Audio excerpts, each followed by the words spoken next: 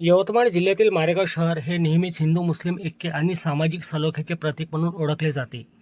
विविध धर्म आणि जातीचे लोक येथे गुण्यागोविंदाने एकत्र राहतात। या सामाजिक एकोप्याच्या भावनेतून पवित्र रमजान महिन्याच्या पार्श्वभूमीवर शिवसेना शिंदेगडतर्फे मुस्लिम महिलांसाठी भव्य इफ्तार पार्टीचे आयोजन करण्यात आले होते।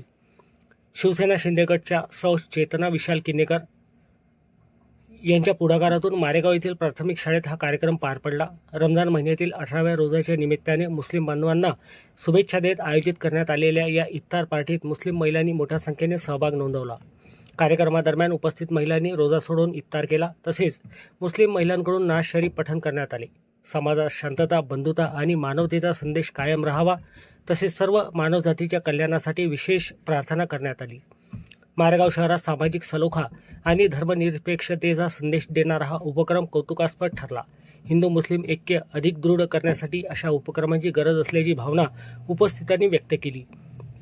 या कार्यक्रमाला ॲडव्होकेट हुमेरा अली, नगरसेविका अंजुम शेख नबी, खैरून शेख, रकिया शेख दिलदार, डॉक्टर केलोडे, अलिमा मुस्कान शरीफ,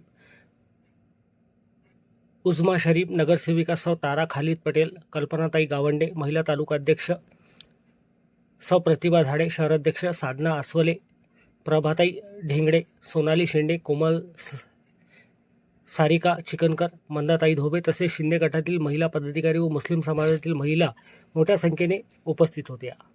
रमजान के जैसा हमें तोहफा न मिलेगा, रमजान के जैसा हमें तोहफा न मिलेगा, ऐसा कभी अच्छा हमें मौका न मिलेगा, रमजान के जैसा हमें तोहफा न मिलेगा, रमजान के जैसा हमें तोहफा न मिलेगा।